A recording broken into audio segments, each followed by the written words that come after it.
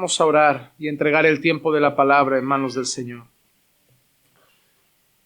Señor, te damos gracias porque hemos podido compartir un tiempo orando, Señor, por los pedidos de nuestros hermanos. Hemos, Señor, podido levantar nuestras voces al cielo, Señor, con la confianza de que tú has escuchado cada una de nuestras oraciones. Y también, Señor, sabemos, Señor, que las atenderás conforme a tu voluntad para tu gloria. Pero ahora queremos, Señor, que nuestros ojos se pongan atentamente en tu palabra y que puedas, Señor, hablar a nuestras vidas, que puedas instruirnos, Señor, de manera que no solo hables a nuestra mente, sino que hables a lo más profundo de nuestro ser. No queremos solo alimentar nuestras cabezas. ¿De qué vale aprender y no tener una vida transformada por lo que aprendemos? No queremos solo intelectuales. Queremos santos que viven para tu gloria. Por eso te pido, Señor, que tu palabra, ministrada por tu Espíritu, quede grabada en los corazones y que nos ayude a vivir una vida que cada día esté más admirada por ti, más consagrada a ti, más centrada en ti. Te lo pido en el nombre de Jesús. Amén. Amén. Estamos en Génesis y el capítulo 9. Y hoy quiero traer un mensaje que he titulado El arco iris es nuestro. Me di cuenta hace un tiempo, y es verdad que hay que tener cierto cuidado. Vi no sé si fue una camiseta o una imagen con un búho, y una persona creyente se acercó a la persona que tenía ese búho, no sé si era una camiseta o un póster, no sé qué era, y le dijo así muy en serio, le dijo, tienes que tener cuidado, porque el búho representa a los Illuminati. Y me nace siempre hacer la pregunta, ¿qué estaban antes, los Illuminati o el búho? ¿Qué culpa tiene el búho? Ahora, si los Illuminati hubieran sido representados por un perrito, nadie tendría mascota. El problema es que si cada vez que algo malo se apodera de un símbolo y nos obliga a dejar de usarlo, existen cosas que el Señor ha entregado incluso a la humanidad como muestras de gracia, que el mundo las ha tomado para hacer un símbolo que representa la perversión. Y uno de ellos es el arco iris.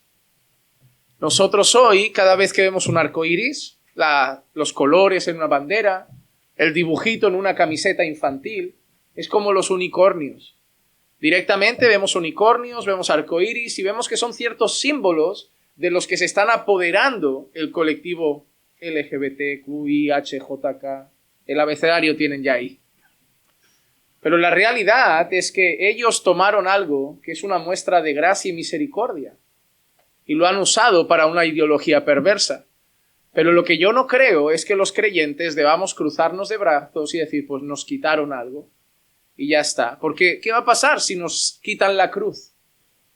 ¿Qué va a pasar si nos quitan el pescadito que muchos llevan en el coche y ahora los trans deciden representarse con un pececito? Ya no puedo llevar el pececito en el coche porque van a pensar que conduce un trans. Hermano, el mundo que yace bajo el maligno siempre va a intentar apoderarse de todo, pero no les podemos dejar. Así que en el mensaje de hoy vamos a reivindicar que el arco iris no es de la ideología de género. El arco iris es un regalo de Dios que le dice al mundo que nunca más lo va a exterminar hasta el día del juicio.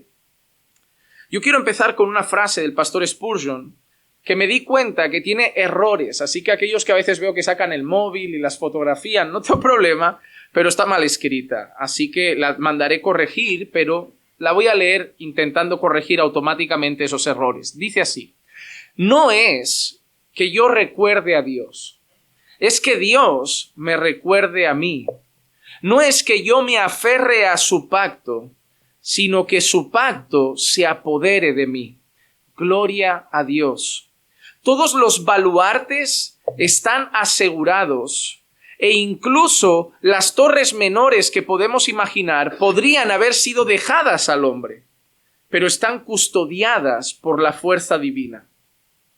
Ni siquiera el recuerdo de la alianza queda en nuestra memoria, porque podemos olvidarlo, pero nuestro Señor no puede ni olvidará a los santos que tiene grabados en las palmas de sus manos. Hoy vamos a hablar de un símbolo que significa un recuerdo de algo importante. Y por eso quise empezar con esa frase. Porque qué triste sería si Dios hubiera dejado algo de nuestra salvación en nuestras manos. Porque estoy seguro que todo lo que hubiera dependido de nosotros, de nuestra capacidad, de nuestras fuerzas, lo hubiéramos tirado a la basura. Pero nuestro descanso es que absolutamente toda nuestra salvación está en las manos de Dios. Si solamente un 1% del trabajo dependiera de mí, se perdería. Se perdería. Somos débiles. Tendemos a olvidarnos de las cosas, y no solo de Dios. El pastor que queríamos porque hizo algo bueno por nosotros, nos visitó en una necesidad, oró por nosotros y dijimos que lo amábamos incondicionalmente, es el mismo que mañana odiamos y despotricamos de él. Nos olvidamos de quien nos hizo un favor. Nos olvidamos de quien nos visitó en el dolor. Nos olvidamos del jefe que nos dio un trabajo cuando nos sale uno mejor. Cuando él me dio el trabajo y yo estaba en la puerta de la calle, eso fue la mayor bendición. Pero ahora que llega otro con más dinero, ya la gratitud no es tanta. Tendemos a olvidarnos de todo el bien que recibimos. Quizá somos más buenos para recordar el mal, porque nuestro corazón tiende más al rencor que a la gratitud. Somos expertos en decir que haremos algo y dejarlo a medias. ¿Cuántas cosas en tu vida has planificado que no se dieron? ¿Cuántos proyectos hiciste que se quedaron a la mitad? ¿Cuántos propósitos te hiciste que no llegaste a cumplir? Ahora, imagina todo eso en tu vida. La facilidad de olvidar las cosas, la incapacidad de cumplir todo lo que te propones. Ahora, llévalo a tu salvación. Hermano amado, estaríamos perdidos. Pero gloria a Dios, que todo depende de Él. Porque si no, no tendríamos ninguna esperanza. Incluso cuando se trata de recordar sus bondades y misericordias, Él se encarga de recordarlas. Y hoy ha sido tan hermoso, porque me tocaba predicar esto. Venía con el coche, después de unos días de lluvia, y justo en el semáforo, mi esposa me dijo, mira, y el arco iris estaba ahí. Dije, Señor, yo no creo en las casualidades. Yo me tenía que encontrar con eso hoy, antes de hablar de esto. Pero miramos el arco iris y ¿qué recordamos? El diluvio, pero también el pacto de Dios con Noé. La muestra de gracia y misericordia, la promesa de no exterminar más la tierra. Pero cuando llegara el verano, no vemos el arco iris, tiramos adelante como si el diluvio nunca hubiera pasado, como si el pecado nunca hubiera imperado en el mundo, y tiene que volver a llover y volver a salir el arco iris para volvernos a traer a la memoria lo que pasó. Si dependiera de nosotros, nos olvidábamos. Pero Dios se ha encargado de traer cosas a nuestra memoria constantemente. Qué bueno es el Señor. Ahora, vamos a ver cómo sigue el texto de Génesis 9 y vamos a empezar con los versículos 8 y 9, donde Dios empieza a hacer ese pacto y a instaurar ese pacto con Noé. Y lo primero que nos damos cuenta es que Dios es quien toma la iniciativa en ese pacto. Génesis capítulo 9, versículos 8 y 9 dice, entonces habló Dios a Noé y a sus hijos que estaban con él diciendo, he aquí, yo establezco mi pacto con vosotros y con vuestra descendencia después de vosotros. Hermano, no fue Noé quien fue a Dios y le dijo, ¿hacemos un pacto? No fue Noé quien fue a buscar a Dios para ver si llegaban a un acuerdo. No fue Noé el que se dirigió al Creador después del diluvio, después de pisar tierra seca, después de salir del arca para decir, oye, y hacemos una alianza para empezar bien de cero. No fue Noé, fue Dios. Fue Dios. Porque Dios siempre es el que da el primer paso para su relación con el hombre. Por ejemplo, mira algunos pasajes. Génesis 15, 18 empieza diciendo: en aquel día el Señor hizo un pacto con Abraham. El Señor hizo un pacto con Abraham. Génesis 17, versículo 2, Dios le dice a Abraham: y yo estableceré mi pacto contigo. Génesis 9, versículo 9, hemos leído hoy cómo Dios le dice a Noé: yo establezco mi pacto con vosotros. En Deuteronomio 8, versículo 9, en su pacto dice: reconoce pues que el Señor tu Dios es Dios, el Dios fiel que guarda su pacto.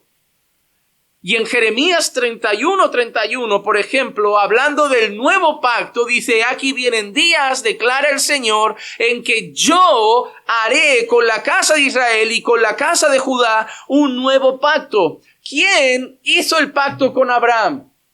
Dios. ¿Quién hizo el pacto con Noé? Dios. ¿Quién hizo en realidad, aunque no está dicho literalmente, pero ya lo hemos estudiado, el pacto con Adán?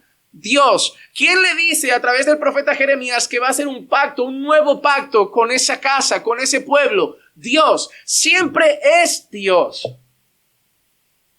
Aunque hoy se ha inventado y levantado una nueva corriente evangélica de gente que hace pactos con Dios.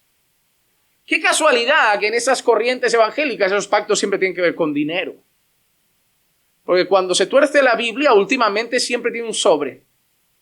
Si va a hacer el culto de primicias de principio de año, hay sobre. Si va a ser el culto místico del 31, donde tú harás un pacto y una promesa, hay sobre. Si se dice que va a haber un Dios de pactos y que Dios es un Dios de pactos y que trae tu pacto y haz un pacto por la salud de tu hijo y haz un pacto por la salvación de tu marido y haz un pacto por la restauración de tu matrimonio, siempre tiene un sobre. Hermano amado, Dios es el que ha dado la iniciativa siempre, el que ha dado el primer paso siempre para establecer sus alianzas con el hombre. Siempre ha sido Dios. ¿Y sabes por qué? Porque tú y yo nunca habríamos dado ese paso. Tú y yo nunca habríamos dado ese paso. Hermano, tú y yo nunca nos habríamos levantado una mañana para ir hacia Dios. Y debemos tener claro eso cada día. Tú no estás haciéndole un favor a Dios viniendo a la iglesia. Que nadie se levante una mañana pensando que va a ir a la iglesia como haciendo un favor a Dios o a la iglesia. No, hermano. Dios te hizo un favor a ti. Ya basta de hablar con los hermanos como si tuvieran que bendecir a Dios con su presencia. No, hermanos. Estar aquí es un regalo de Dios. ¿Tú crees que Dios llora cuando nosotros no venimos? No, hermano. No es así. Hermanos, nosotros nunca habríamos ido a buscar a Dios. Nunca habríamos ido a acercarnos con un corazón quebrantado a Dios. Dios es el que siempre ha dado el primer paso. No me escogisteis vosotros a mí. Yo os escogí a vosotros, dijo el Señor Jesucristo. Vosotros me amáis porque yo os amé primero, dijo el Señor Jesucristo. Él siempre dio el primer paso. Él nunca estuvo perdido, siempre fue la oveja. Y Él es el que va a buscar. Él es el que deja las 99 y va a buscar la perdida. Él es el que va. Él no se queda esperando que la oveja vuelva a la descarriada, porque no va a volver. Él va a buscar a la oveja perdida. Él da ese paso. Y eso es lo que nos debe asombrar de su inmenso amor y de su inmensa gracia y de su inmensa misericordia. No venimos a adorarle porque le tenemos miedo. No venimos a cantarle porque le tenemos miedo. No venimos a conocerle estudiando su palabra porque le tenemos miedo. Venimos porque estamos completamente enamorados de Dios al haber entendido que estábamos perdidos rotundamente y Él, santo y perfecto, dio un paso para buscar a miserables pecadores. Y eso nos asombra tanto, nos cautiva tanto, nos deja tan chocados que no tenemos cómo reaccionar, sino cantando y dándole nuestra vida. Nosotros somos como ese endemoniado gadareno, que ningún hombre, ni siquiera sus discípulos, podían librarle de esos demonios. Y que cuando Jesús fue a él y lo hizo libre con su poder, se acercó a Jesús y le dijo, déjame ir contigo. Después de ser libre podría haber dicho, pues me vuelvo a mi vida, a mi trabajo, a mis quehaceres. Pero en cuanto él sintió que ese santísimo Cristo se acercó para hacerle libre, él solo podía responder de una manera, yo ahora quiero servirte, yo ahora quiero seguirte, yo ahora quiero ser tuyo. Y lo pudo servir, solo que Jesús le dijo, ve a tu familia, ve a los tuyos y cuenta lo que ha pasado. Tráeme a otros contigo, esa manera de servirme, tráeme a otros contigo. Servirme no es solo barrer, servirme no es solo hacer algo entre las cuatro paredes del templo. Tráeme a otros contigo. ¿Me quieres servir? Tráeme a otros. Tráeme a otros. Mayores cosas de las que yo hice vosotros haréis. Vais a llegar a más gente. Tráeme a otros. Tráeme a otros. Hermano, yo cada día, yo reconozco algo. Cuando yo empecé a conocer a Dios, muchas de las cosas que movían mi vida en el deseo de santificarme era mirar a un Dios bravo. Yo sabía que era un Dios de amor, pero en mi cabeza está grabado, Él es también fuego consumidor. Y eso me movía a la santificación, pero era como una santificación sin gusto, sin deleite, sin gozo. Como lo tengo que hacer y lo voy a hacer porque Él disciplina y yo no quiero ser disciplinado y Él castiga el pecado y Él... Hasta que de repente, conforme conozco más a Dios, conozco más su palabra, empiezo a ser cautivado por su gracia. Él sigue siendo fuego consumidor, pero ahora no es el fuego consumidor lo que me mueve a querer obedecerle. Y ahora no se me hace un peso, ahora lo disfruto. Para mí es un deleite. Para mí servirle es un deleite, darle mi vida es un deleite, honrarle es un deleite, pero es porque he sido conmovido por tanta gracia. Nadie ha hecho tanto por mí. Nadie ha hecho tanto por mí y nadie lo hará. Mi madre hizo mucho por mí, mi esposa ha hecho mucho por mí, pero nadie alcanzará lo que Dios hizo por mí, entregando a su Hijo a morir por mis pecados. Nadie ha tenido conmigo tanta paciencia. Bueno, sí, tus padres cuando eras pequeño tuvieron paciencia, tu esposa habrá tenido paciencia. Sí, pero son pecadores teniendo paciencia de otro pecador. Yo estoy hablando que Él es santo y tiene paciencia de un miserable como yo. Es diferente. ¿Qué menos que un pecador tenga paciencia de otro? Cada uno tiene pecados diferentes, pero pecados. Pero Él tiene paciencia con nosotros cuando Él no tiene pecado, cuando Él es puro, cuando Él es digno, cuando Él es santo. Eso es lo que asombra. Que me ame otro pecador, yo hasta lo entiendo. Pecadores amando pecadores, pero que me ame el santo y perfecto Dios, siendo yo tan vil. Eso es lo que a mí me dejó roto por dentro. Y me dijo, óyeme, Él merece absolutamente todo. Porque yo nunca habría dado ese paso y Él lo dio por gracia. Yo no consigo escuchar, de verdad, que Dios me perdone si puedo sonar duro, pero cuando escucho esos mensajes de Dios vio potencial en ti, la gente no te valoraba, pero Dios vio que había algo grande en ti, a mí me rechina el oído. Digo, estáis destrozando a la gente con ese mensaje. Ya vienen subiditos y los vais a subir más. No, Dios no vio potencial ninguno en ti. Si hay alguna gota de bondad en ti, la ha puesto Él. En ti no estaba. Una de las mayores frases que a mí me dejó pero perplejo cuando la leí, pero dije, qué gran verdad fue. Todo lo malo que veas en mí es mío. Pero si ves algo bueno, es Dios. Lo malo no lo culpes, sale de mí. Pero lo bueno no me lo otorgues porque viene de Él. Y yo dije, es la pura verdad. Cuando yo consigo tener paciencia con alguien que me pincha, pagar el mal con bien, poner la otra mejilla, digo, eso no soy yo. Eso es Cristo en mí. Pero cuando yo no tengo paciencia y contesto, digo, ese es el Juanma. Ese es yo de toda la vida. Y ahí lo entendí. Digo, todo lo malo que nace es mi carne queriendo volver a aparecer. Y todo lo bueno es cuando mi carne está sometida al Espíritu y Dios sobre mí. Él es inmensamente bueno. Por eso, no es que nos tuviera misericordia un día. Es que nos la sigue teniendo cada mañana.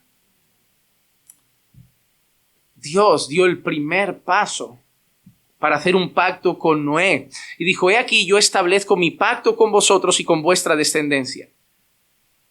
Asimismo, fue su hijo el que hizo un pacto también. Y ahora, por medio de Cristo, estamos en ese nuevo pacto. Cristo ahora es mediador de un pacto mucho mejor. Hebreos 9:15, y por eso Él es el mediador de un nuevo pacto, a fin de que habiendo tenido lugar una muerte para la redención de las transgresiones que se cometieron bajo el primer pacto, los que han sido llamados reciban la promesa de la herencia eterna. Hermanos, nosotros no estamos en ese pacto que vemos de Dios con Noé. Nosotros estamos bajo un mejor pacto, con unas mejores promesas, el pacto cuyo mediador es Cristo. Y así como en ese pacto tuvieron que haber sacrificios, asimismo tuvo que haber un sacrificio perfecto, el sacrificio de Cristo, para establecer ese pacto del que somos parte. Y lo más hermoso es, hermano, ¿tú te has preguntado alguna vez cuándo se hizo el pacto en Cristo? El pacto en el que estamos nosotros, el pacto cuyo mediador es Cristo. ¿Alguna vez te has preguntado cuándo se hizo? Porque nosotros vemos el pacto de Dios con Adán en ese momento, vemos el pacto de Dios con Noé después de salir del arca, vemos el pacto de Dios con Abraham después, pero yo te pregunto, ¿cuándo se hizo el pacto de Dios con el Hijo? ¿Cuándo se hizo el pacto de Dios con Cristo? Y te quedas asombrado cuando llegas a Hebreos 13, versículo 20 y 21, y lees esto. Y el Dios de paz, que resucitó de entre los muertos a Jesús nuestro Señor, el gran pastor de las ovejas, mediante la sangre del pacto. Y hermano amado, eterno no es desde hoy hasta la eternidad. Eterno es desde la eternidad hasta la eternidad. Eso es maravilloso. La sangre del pacto eterno os haga aptos en toda obra buena para hacer su voluntad, obrando Él en nosotros lo que es agradable delante de Él mediante Jesucristo, a quien sea la gloria por los siglos de los siglos. Amén. Ahora, Dios le dice a Noé, voy a hacer un pacto contigo y con los tuyos por las siguientes generaciones, con tu descendencia. Y mira cómo sigue, versículos 10 y 11. Y con todo ser viviente que está con vosotros, aves, ganados y todos los animales de la tierra que están con vosotros. Hermano, ¿quién más fue alcanzado en ese pacto? Es curioso, porque siempre viene a nuestra mente Dios haciendo y estableciendo un pacto con los hombres. Pero mira lo que ha dicho, voy a hacer un pacto contigo y con tu descendencia y con todo ser viviente que está con vosotros. Tú podrías haber pensado, bueno, se refiere a lo mejor a las nueras, a quien sea, pero ahí especifica aves, ganados y todos los animales de la tierra que están con vosotros. Todos los que han salido del arca, todos los animales de la tierra.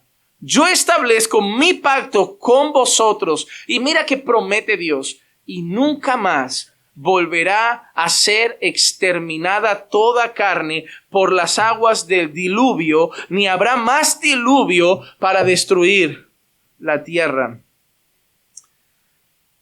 Hace un tiempo me sentí mal conmigo mismo. Hablo de tiempo ya pasado, estaba cayendo un buen torrente de agua. Y yo creo que a veces es costumbre, a lo mejor ustedes también lo han dicho alguna vez, pero expresándome, ¿no? Con alguien con el que hablaba, le decía, madre mía, está cayendo el diluvio. Pero luego me sentí mal, porque yo dije, creo que esto no se parece ni la más mínima gota a lo que fue aquello.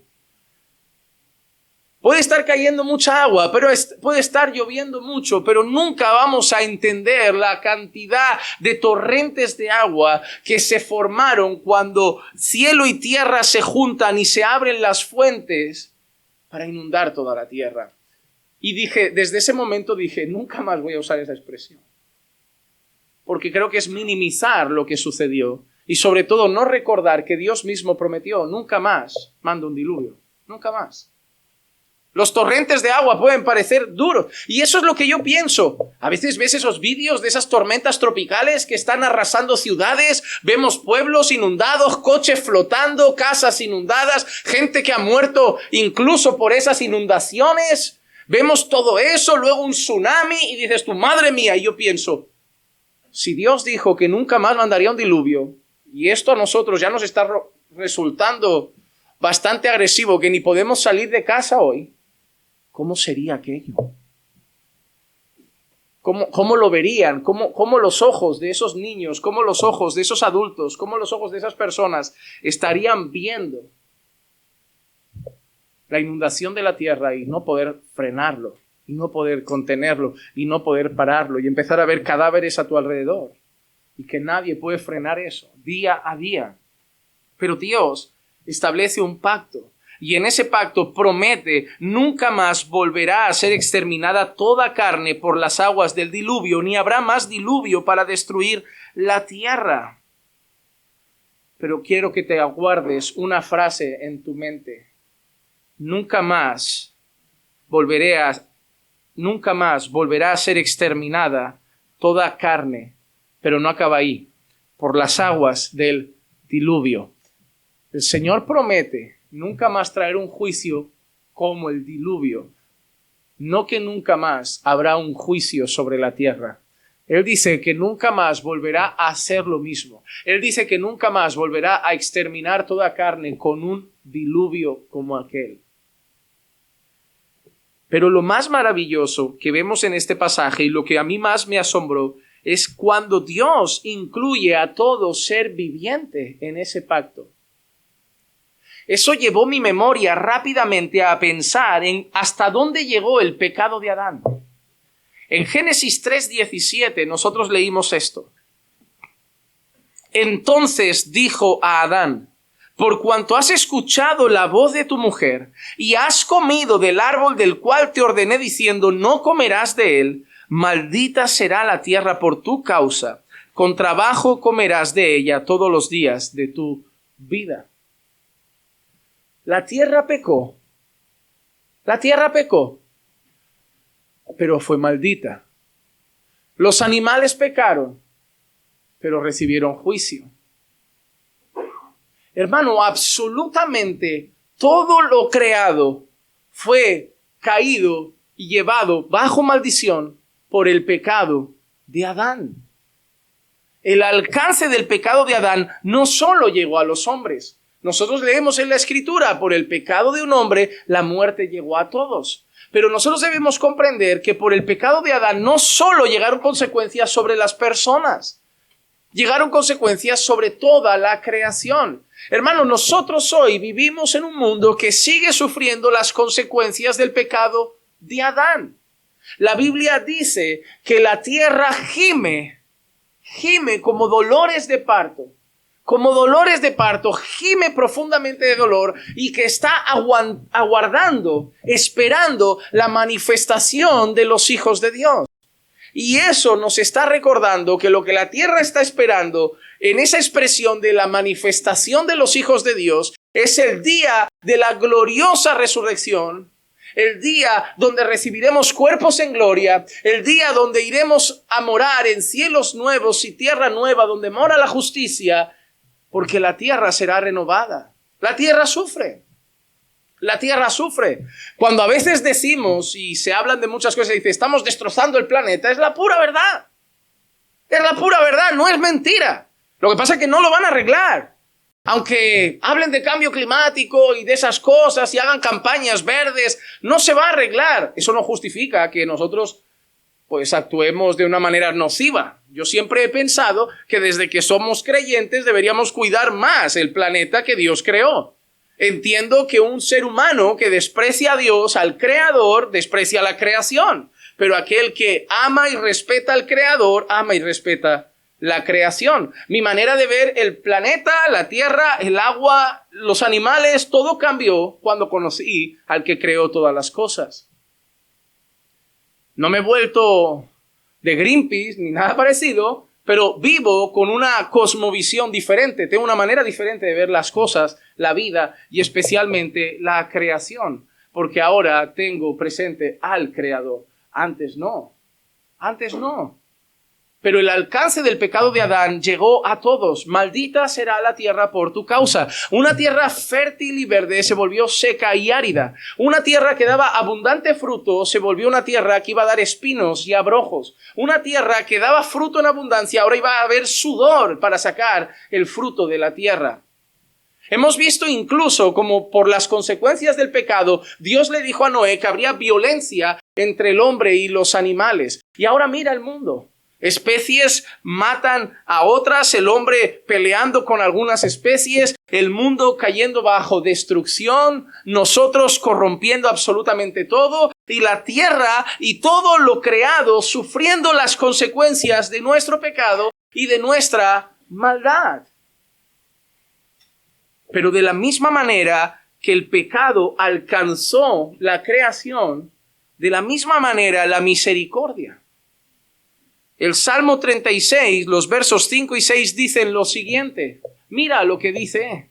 Tu misericordia, oh Señor, se extiende hasta los cielos, tu fidelidad hasta el firmamento. Tu justicia es como los montes de Dios, tus juicios son como profundo abismo. Tú preservas, oh Señor, al hombre y al animal. De la misma manera que la misericordia de Dios está extendida por todo el firmamento, de la misma manera que la fidelidad de Dios está extendida por todo el firmamento, el juicio de Dios está extendido por todo el firmamento. De la misma manera que Dios preserva a los hombres, Dios preserva a la creación al completo. De la misma manera que el juicio llegó a la creación, que la maldición llegó a la creación, también la misericordia alcanzó la creación. Por eso Dios le dice a Noé, haré un pacto contigo, con tu descendencia y con todo lo creado. No voy a exterminarlos más. No voy a exterminarlos más con un diluvio. Es tan curioso el tema de los animales ahí incluidos, que me vino a la mente el cómo Dios llega a comparar a los ninivitas cuando estudiamos el libro de Jonás con animales en una ocasión. En Jonás capítulo 4 y el versículo 11 leemos lo siguiente. Y no he de apiadarme yo de Nínive, la gran ciudad, en la que hay más de 120,000 personas que no saben distinguir entre su derecha y su izquierda, y también muchos animales. Oye, ahí había un problema. Jonás se enfadó con Dios. Jonás se enfadó con Dios. ¿Por qué? Porque Dios había determinado tener misericordia de los ninivitas. Yo recuerdo que cuando empecé a estudiar la historia de Jonás, antes de estudiarla a fondo, mi corazón siempre había pensado que Jonás no quería ir a Nínive por miedo. Siempre incluso escuché gente que me dijo, no, porque Jonás sabía que los ninivitas mataban a los profetas, los ahorcaban, les cortaban la cabeza, los clavaban en postes en la entrada, eran bravos, odiaban al pueblo de Dios. Y digo, guau, normal que quiera irse. Pero cuando uno lee el libro de Jonás, no era miedo.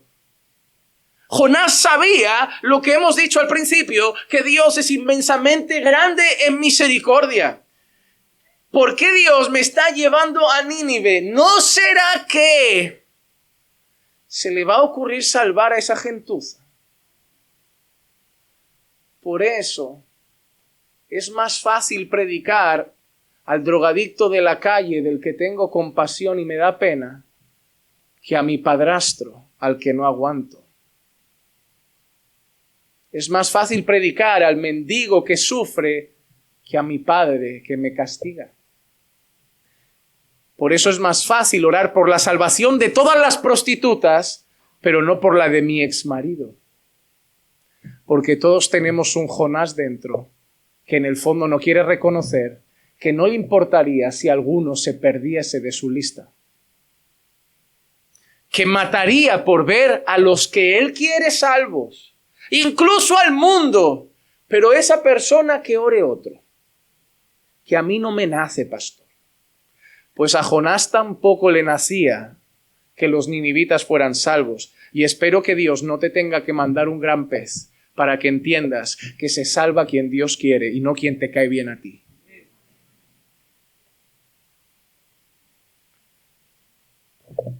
Voy a decir una frase que espero que se entienda, porque si no me voy a buscar un problema. El violador que abusó de una muchacha no es digno de salvación. Pero la muchacha que fue abusada tampoco. Y si Dios tiene gracia de los dos, es lo que ha tenido de ambos. Solo gracia. La única manera que la violada sea salva por Dios es por gracia. Y la única manera que el violador sea salvo por Dios es por gracia. Porque ella no es una violadora, pero puede ser una orgullosa, una mentirosa, una soberbia. El problema que nosotros en nuestro corazón tenemos un problema no intelectual, es un problema emocional. Vamos a ser honestos, hay muchas cosas de la Biblia que entendemos, pero nos cuesta aceptar. Mi mayor lucha con el Señor nunca ha sido en mi cabeza. Mi mayor lucha con el Señor siempre ha sido aquí. Cuando yo voy a ver a mis padres o hablo del Evangelio con mi madre y lo rechazan y quieren seguir a su vida, y luego llego a casa y veo gente que me escribe correos de cómo el Señor los alcanzó por los mensajes de esta iglesia, de cómo Dios alcanzó sus vidas, restauró sus matrimonios, alcanzó sus familias, yo sé yo. Esa gente que no sé ni quién son. Tantos son ya los que me han escrito. Y ellos. Mi cabeza la teoría la sabe. Es por gracia y es por su soberana voluntad. Pero mi corazón tiene grandes debates. Mi problema con Dios nunca ha estado en mi cabeza. Mi problema con Dios siempre ha estado en mi corazón. Por eso mi problema con las cosas del Señor nunca ha sido intelectual, ha sido emocional. Hay cosas del Señor que yo tengo luchas internas para entender, pero no aquí. Pero Dios no es el problema soy yo. Por eso nuestra mayor lucha, ¿sabes cuál es siempre? Niégate a ti mismo, Juan Manuel, porque tú eres el mayor estorbo en tu vida espiritual. Tú y tu corazón podéis ser los mayores estorbos. Aseguro que si a Jonás le decían, Jonás, ves al barrio tal de Jerusalén y predica, Jonás iba feliz. La santa ciudad de Dios va a escuchar al profeta. Pero esos malditos ninivitas no, Señor. El problema de Jonás nunca fue el miedo. El problema de Jonás fue el odio, el rencor, la rabia. Igual que nosotros también muchas veces. Cada vez que estudio la Biblia digo, a veces tengo un Jonás, a veces estudio y digo, a veces tengo un fariseo, digo, nunca tengo a Jesús, el bueno, siempre tengo a los malos. Siempre me identifico con el fariseo, con Jonás, con el leproso ingrato, nunca. Y mi lucha es parecerme a Jesús. Y yo a veces me miro en la Biblia y digo, Señor, si yo me parezco tanto a Jonás, al fariseo, al leproso, y yo quiero ser como Jesús. Cuanto más lo conozco, más lejos me siento de parecerme. Te lo digo en serio, cuando empecé a caminar con el Señor me sentía mejor cristiano que ahora. Ahora que conozco más me siento peor. Pero yo creo que eso es buena señal. Porque cada vez significa que estoy más cerca de entender su santidad. Y cuando yo era nuevo en la fe todavía no comprendía cuán santo es nuestro Dios. Eso no me desanima, ¿eh? Eso solamente me lleva a decir cada día que es por gracia. Y querer someter más mi corazón a Él. Pero mira qué interesante lo que ha dicho Dios en Jonás 4:11. ¿No he de piadarme yo de Nínive, la gran ciudad, en la que hay más de 120,000 personas que no saben distinguir entre su derecha y su izquierda, y también muchos animales? ¿Te has dado cuenta? Cuando hace el pacto con Noé le dice, hago un pacto contigo, tu descendencia y con todo ser vivo. Aves, animales. Y mira, manda a Jonás y dice, ¿no he de apiadarme yo de los ninivitas? ¿Podía haberlo dejado ahí? ¿No he de apiadarme yo de Nínive, la gran ciudad donde hay 120,000 personas o más y muchos animales? Ahí muestra nuevamente lo que hemos leído en el Salmo, que la misericordia y la fidelidad de Dios alcanza incluso a los animales creados. Así es nuestro Dios. Dios nos sostiene. pero Dios también sostiene al resto de su creación. Ahora, el Señor decide establecer una señal. Señor, ¿cómo sabemos que realmente no vas a exterminar la tierra con un diluvio? Señor, ¿cómo sabemos que realmente has hecho un pacto con nosotros? Señor, ¿cómo sabemos que realmente nunca más se va a inundar la tierra? Versículos 12 y 13 dice, y dijo Dios, esta es la señal del pacto que hago entre yo y vosotros y todo ser viviente que está con vosotros por todas las generaciones. Pongo mi arco en las nubes y será por señal del pacto entre yo y mira ahora la palabra, entre yo y la tierra. Empezó diciendo, hago un pacto contigo, con tu descendencia y con los animales. Pero ahora dice, pongo el arco que va a ser una señal del pacto contigo y la tierra. Porque realmente donde Dios está poniendo su misericordia no es solo en Noé, no es solo en los animales, es en toda la tierra. Toda la tierra fue inundada por el diluvio y ahora toda la tierra va a ser inundada por esa gracia del Señor, esa misericordia del Señor. Y el Señor manda una señal. De ahí la frase con la que hemos empezado. Para que cada día que veamos esa señal, recordemos lo que pasó por el pecado, recordemos la misericordia que tuvo Dios de permitir a una familia entrar en el arca y ser salva. Recordemos la inundación, recordemos la salvación del Señor y recordemos su promesa de que nunca más habrá un diluvio. Cuando miremos un arco iris, no pensemos en el movimiento LGBT. Cuando miremos un arco iris, pensemos en el pacto de Dios con la tierra. Ellos no se pueden quedar con lo que Dios regaló. Ellos no pueden pervertir un símbolo de gracia, de misericordia, de bondad y volverlo un símbolo de perversión, de inmoralidad. No pueden hacer eso. Lo harán y al mundo lo convencerán, pero a nosotros no nos engañarán. No nos engañarán. El arco iris no aparece solo ahí, está mencionado en otros pasajes de la Escritura. Por ejemplo, el profeta Isaías lo menciona en Isaías 54, versículos 9 y 10. Dice, porque esto es para mí como en los días de Noé, cuando juré que las aguas de Noé nunca más inundarían la tierra. Así he jurado que no me enojaré contra ti ni te reprenderé. Porque los montes serán quitados y las colinas temblarán, pero mi misericordia no se apartará de ti, y el pacto de mi paz no será quebrantado, dice el Señor, que tiene compasión de ti. Aquí nosotros estamos viendo que Isaías está recordando el momento en el que Dios ha hecho un pacto de misericordia con Noé, y el pacto establecido, y cómo Dios jura no inundar más la tierra. Nosotros nos viene a la mente que Isaías tiene presente la señal de ese pacto, el arco iris.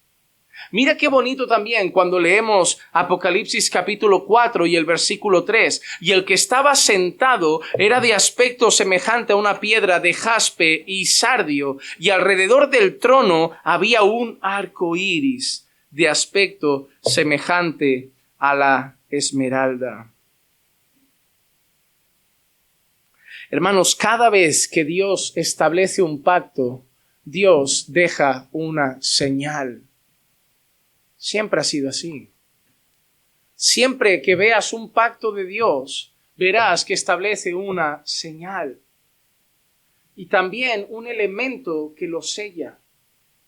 Nosotros estamos en un nuevo pacto, cuyo mediador es Cristo. Ahora, Noé ha salido del arca. Dios ha hecho un pacto con Noé. Dios establece una señal de ese pacto que le recuerda que nunca más exterminarán la tierra con un diluvio. El pacto alcanza incluso todo ser vivo. Y ahora Dios usa una expresión curiosa que ya hemos estudiado, que Dios se acordará de ese pacto cada vez que vea la señal. Génesis capítulo 9, versículos 14 al 17. Y acontecerá que cuando haga venir nubes sobre la tierra, se verá el arco en las nubes y me acordaré de mi pacto que hay entre yo y vosotros y entre todo ser viviente de toda carne. Y nunca más se convertirán las aguas en diluvio para destruir toda carne. Cuando el arco esté en las nubes, lo miraré para acordarme del pacto eterno entre Dios y todo ser viviente de toda carne que está sobre la tierra. Y dijo Dios a Noé: esta es la señal del pacto que he establecido entre yo y toda carne que está sobre la tierra. Hermano amado, nosotros sabemos algo. Dios no se olvida de nada. Cuando nosotros leemos esto y leemos, se verá el arco y me acordaré de mi pacto que hay entre yo y vosotros, nosotros sabemos que Dios no se olvida de nada. Dios no se olvida de su pacto. Dios no se olvida de absolutamente nada. Por ejemplo, hay gente que suele decir esto: Dios ha lanzado todos tus pecados al mar del olvido. O yo he escuchado directamente: Dios ha olvidado todos tus pecados. No, Dios no es amnésico. Dios no tiene amnesia. Ya, pero la Biblia da a entender que Dios no se acordará más de nuestros pecados. Pero ¿querrá decir que a Dios se le olvidan? ¿O querrá decir que no los tendrá más en cuenta? Dios no puede decir que no se va a acordar de algo. Dios no pierde memoria. Dios conoce pasado, presente y futuro. No solo recuerda las cosas buenas. Dios sabe de dónde nos ha sacado. Es más, el mismo Dios nos recuerda eso a nosotros. Recuerda de dónde has caído. Recuerda de dónde te saqué. Es decir, nunca te olvides de dónde te he sacado. Nunca olvides tus pecados. Es más, te digo una cosa, hermano, de las peores cosas que puedes hacer es olvidar tus pecados. Porque una de las cosas que nos mantiene en vela para no volver a pecar es traer a memoria de dónde nos sacó el Señor. Ya olvida lo que hiciste. No lo olvides nunca. Aprende de ello. No te condenes por ello, pero nunca lo olvides. Tú no le puedes decir a un hombre que traicionó a su esposa o a una esposa que traiciona a su marido: olvida, ya pasó mucho tiempo, ya está, ya te perdonó, ya olvídalo, te tienes que perdonar. No lo olvides nunca, porque puede volver a pasar. Recuérdalo cada día, que cada película donde hay una infidelidad, que cada escena donde hay una infidelidad y que cada cosa que te cuenten donde hay una infidelidad te ponga el dedo en la cara y te recuerde: tú lo hiciste. Para seguir alerta y decir: nunca más. Nunca más, nunca más. Sí, no te condenes porque Dios no te ha condenado. Sí, recibe el perdón de Dios. Sí, recibe la gracia de Dios. Sí, disfruta del perdón recibido incluso de tus seres queridos. Pero nunca olvides de dónde te sacó el Señor. Lo he dicho al principio, tenemos la tendencia a olvidarnos. ¿Te has dado cuenta? Nunca se nos olvida de lo que otro nos hizo a nosotros. Y queremos olvidar lo que nosotros le hicimos a otros. Somos demasiado condescendientes con nosotros mismos. Si a mí me hacen algo, lo recuerdo hasta el sepulcro. Si yo hago algo, le exijo a la gente que ya no me lo tenga en cuenta. Somos muy condescendientes con nosotros. Y somos muy condescendientes con nosotros porque nos amamos mucho. Porque es la verdad, cuando nos recuerdan el pecado duele. Cuando recordamos lo que hicimos da vergüenza.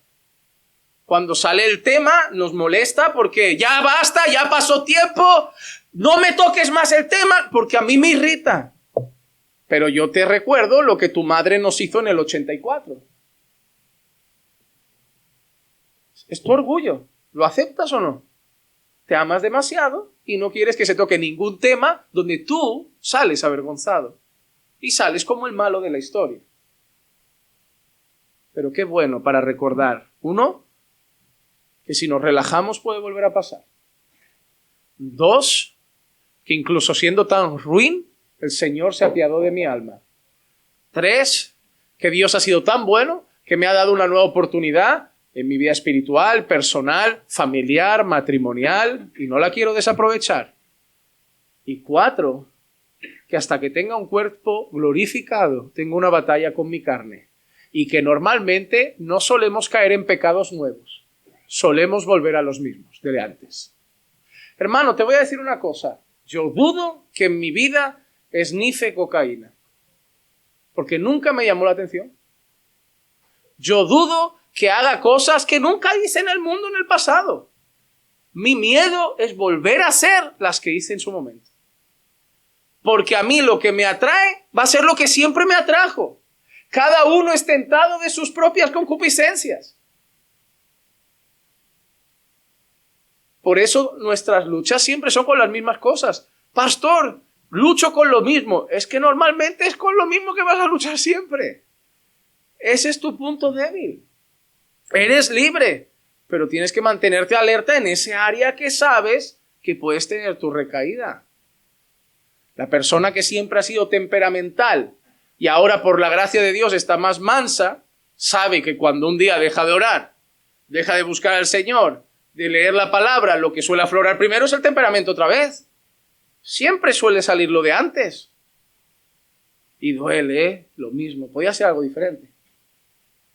Hermano, no, Dios no se olvida de nuestros pecados, solo que no los tiene en cuenta, porque su peso y castigo los puso sobre Cristo. Y nosotros recibimos su perdón, pero nosotros no nos olvidamos de lo que hicimos. Tampoco. Dios no está diciendo que se va a acordar porque se puede olvidar. Dios está diciendo que tendrá presente el pacto que hizo con Noé y la tierra. Dios está diciendo que lo tendrá presente, pero sobre todo que los que lo tienen que recordar somos nosotros. Dios nunca se ha olvidado del pacto. La prueba es que hasta hoy han pasado multitud de años y Dios no ha vuelto a mandar un diluvio. Pero nosotros a veces vivimos como si nunca hubiera habido uno. El arco iris nos recuerda que hubo un diluvio. Ahora, cuando nosotros, el pueblo del nuevo pacto, ¿cómo recordamos nosotros, hermanos? ¿Cómo recordamos el pacto en el que estamos tú y yo? Si el arco iris recuerda ese pacto de Dios con Noé y la tierra, ¿cómo recordamos tú y yo el nuevo pacto en Cristo? Porque tú y yo tenemos que recordar que somos el pueblo del nuevo pacto. Tenemos que recordar que la sangre de Cristo es la sangre del nuevo pacto. Tenemos que recordar que Dios ha tenido misericordia. Tenemos que recordar que hemos recibido perdón. Tenemos que recordar que hemos recibido las promesas de vida eterna. Tenemos que recordar que nunca más habrá condenación. ¿Cómo recordamos todo eso los cristianos? ¿Cómo recordamos nosotros, el pueblo de Dios, que estamos en ese pacto? La cena del Señor. En 1 Corintios 11, versículo 23 al 25 dice: porque yo recibí del Señor lo mismo que os he enseñado, que el Señor Jesús, la noche en que fue entregado, tomó pan y después de dar gracias lo partió y dijo: esto es mi cuerpo que es para vosotros, haced esto en memoria de mí. De la misma manera tomó también la copa después de haber cenado diciendo: esta copa es el nuevo pacto en mi sangre, haced esto cuantas veces la bebáis en memoria de mí. La cena del Señor es un memorial. Es un memorial. Es un memorial que nos recuerda la obra de Cristo, la redención, la salvación, la gracia, la misericordia, el perdón de pecados, las promesas de vida eterna, su muerte, su resurrección, su ascensión, y se anuncia su regreso. Y lo hacemos cada vez que nos reunimos, tomamos los elementos, leemos su palabra y en memoria de Él, en memoria de Él. Así que Dios manda la señal del arco iris para recordar que nunca más traerá un diluvio. Celebramos la cena del Señor para recordar que nunca más seremos condenados. Pero debemos terminar este mensaje de hoy con una cosa extra. Es que Dios ha dicho que nunca más exterminará la tierra con un diluvio. Dios ha hecho una tregua, hermanos, pero la tregua es temporal.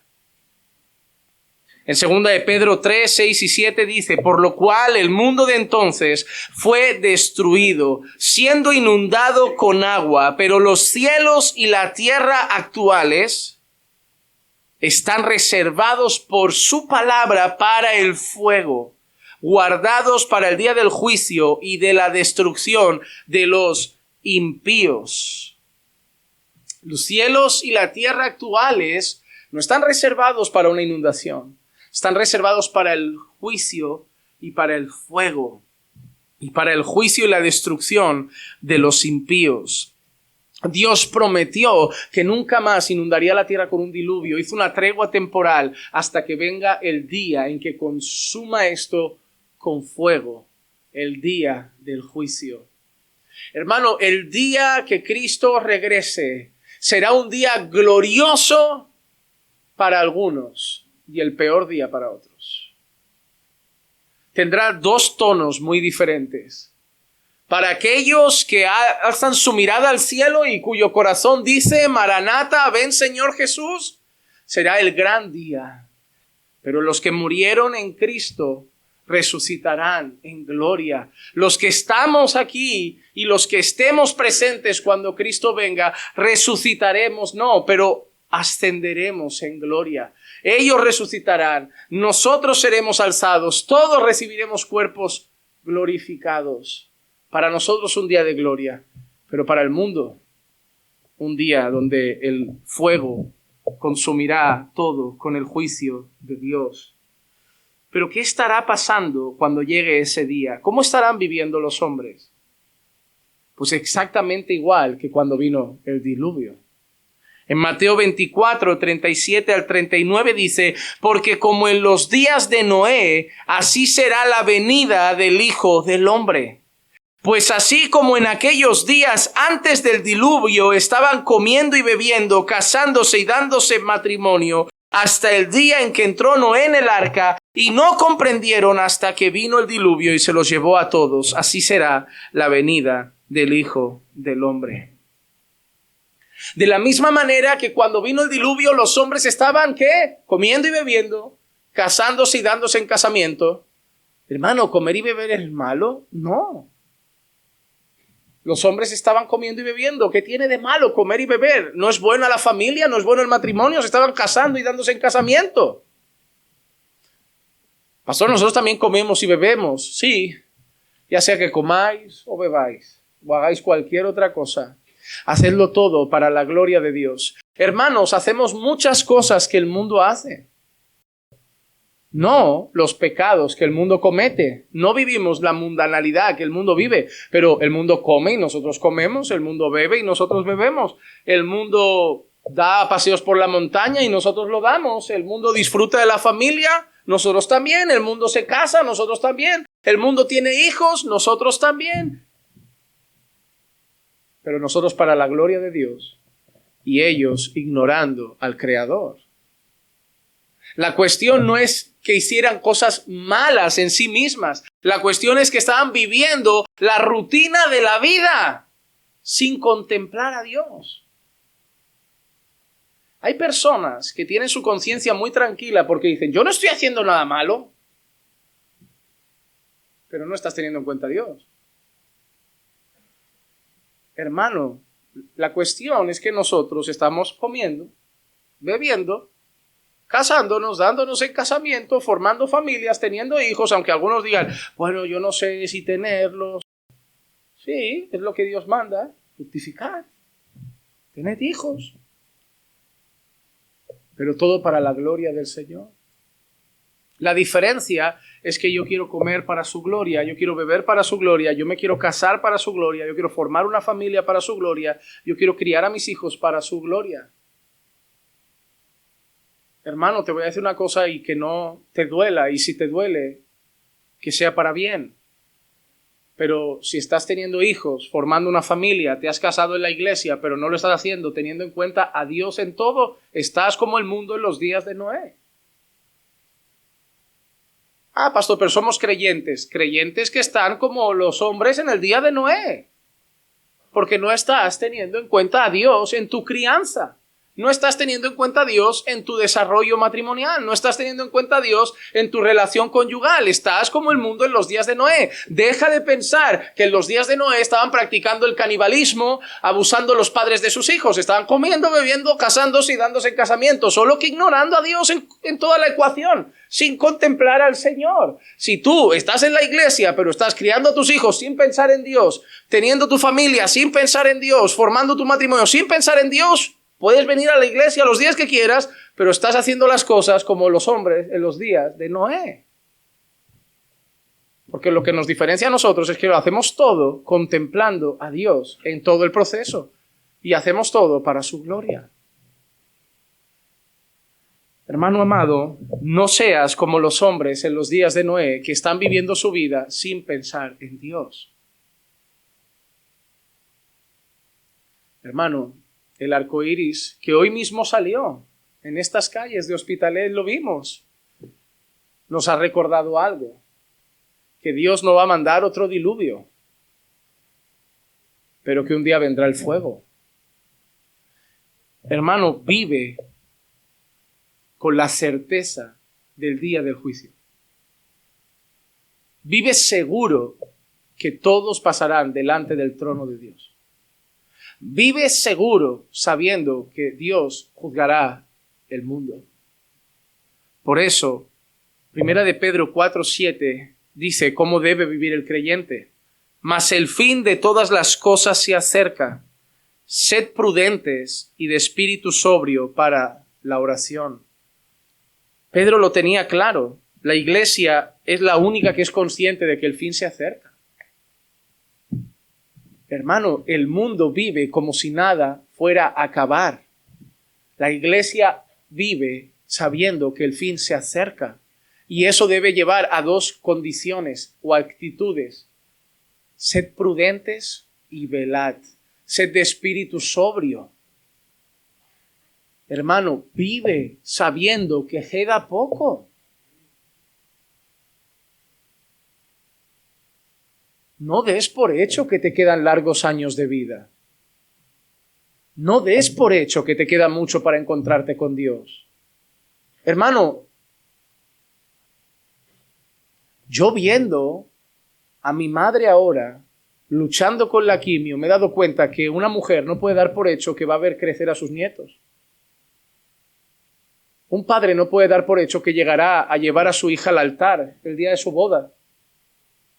No podemos darlo por hecho. Tengo 35 años. En un par de meses hago 36. No puedo dar por hecho que llegaré a 40. No lo puedo dar por hecho. Y tengo que vivir con un espíritu sobrio cada día, contemplando a Dios, viviendo para su gloria y velando, queriendo estar listo, irreprensible, cuando me llame a su presencia, ya sea con 36 o con 56. No porque tenga miedo del juicio, porque soy salvo, pero habiendo querido agradarle en todo. Yo no quiero llegar ante él y que me diga, ¿qué hiciste por mí? Y que le diga, como muchos le dirán, estaba organizando mi vida para servirte cuando la tuviera más estructurada. Nunca está, ese día nunca llega. Pastor, ahora no tengo mucho tiempo para la iglesia porque acabo de tener un bebé. Entonces no vas a tener otro. Sí, pretendemos tener otro. Entonces, ¿qué va a pasar? Cuando vuelvas a tener tiempo para la iglesia, me volverás a decir que no cuando llegue el segundo. Y luego, ¿qué me dirás? Pastor, es que ahora está en la adolescencia, ya sabe, tengo que dedicarme al niño. Yo entiendo, te tienes que dedicar al niño. Pero ¿desde qué parte del mundo y la historia significa eso que te dejes de dedicar al Señor? Hermano, nunca comprenderé cómo una familia me dice que tiene que parar su vida para dedicarse a un niño por completo. No vi a lo largo de la historia que las familias tuvieran que desmontar todo porque llegó el niño y ahora todo es para el niño. No, hay que darle tiempo, atención, educarlo en el Señor sin dejar de servir al Señor y sin dejar de que Dios sea la prioridad. Si no somos capaces de servir al Señor a la vez que tener un matrimonio saludable y a la vez que criar a los hijos, tenemos que cuestionarnos qué tipo de hombres y mujeres somos. Porque toda la vida lo han hecho. Y con 8 o 10 churumbeles. Y nosotros llega uno y ya no. Ahora la iglesia tiene que entender que ahora no tengo tiempo para todo, pastor. ¿Por qué? Tengo un hijo. ¿Qué pasa? Tengo un hijo. ¿Qué ha pasado con ese hijo? Que es un gremlin, le echas agua por la noche y se multiplica en 12 o algo, porque te veo desbancado y mide medio metro. Hermano, Tu hijo viene del Señor. Y siempre he pensado que todo lo que Dios manda a mi vida es para servirlo más a Él, no para servirlo menos.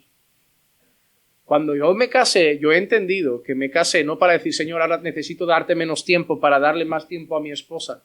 No, me casé para decir, vamos a darte nuestro tiempo juntos. No es que ahora tú te apartas un poquito porque ella tiene que tener su tiempo. No, es que ahora es nuestro tiempo para Él. Somos uno para Él. Ha llegado un hijo, oh Señor, ahora un tiempo que ha venido el niño. No, ahora somos los tres para ti.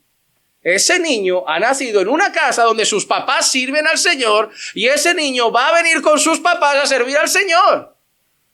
Niño, tu papá y tu mamá no se perdieron un culto y no se lo van a perder por ti. Tu papá y tu mamá aman los estudios bíblicos y los vas a amar también. Tu papá y tu mamá aman orar con la iglesia y tú lo vas a amar también. Tú no has llegado aquí para que nos separemos más de nuestros hermanos. Has llegado aquí para crecer con nuestros hermanos. Parece que hay niños que en vez de mandarlos Dios, no sé yo quién los mandó, porque los papás desaparecen. Hermano, herencia del Señor son los hijos. Y para su gloria deben ser. Así que desde que nacen, mételos en el pueblo. Que entiendan que sus papás pertenecen a este lugar. Y que ellos también tienen que crecer en este lugar. Amar este lugar. Depende de ti. Depende de ti. Hermano, vivamos velando.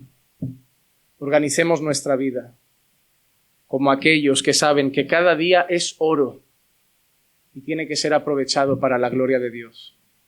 Porque Cristo está volviendo.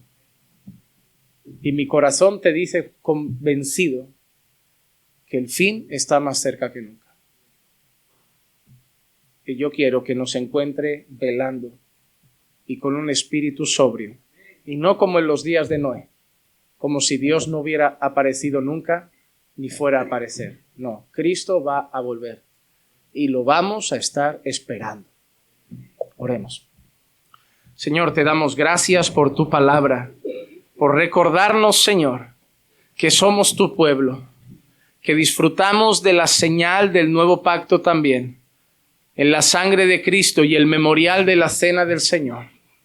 Así como nos recuerdas, Señor, con el arco iris, tu misericordia sobre la tierra, recordamos con la cena del Señor tu misericordia sobre nosotros. Ayúdanos a recordar, Señor, que hubo un diluvio y que habrá un juicio de fuego. Y que cuando llegue el gran día estemos velando, Señor, con un espíritu sobrio. Ayúdanos, Señor, a tener la actitud correcta como aquellos que esperan el fin, que aguardan el fin. Ayúdanos a vivir mirando al cielo. Te lo pido en el nombre de Jesús. Amén.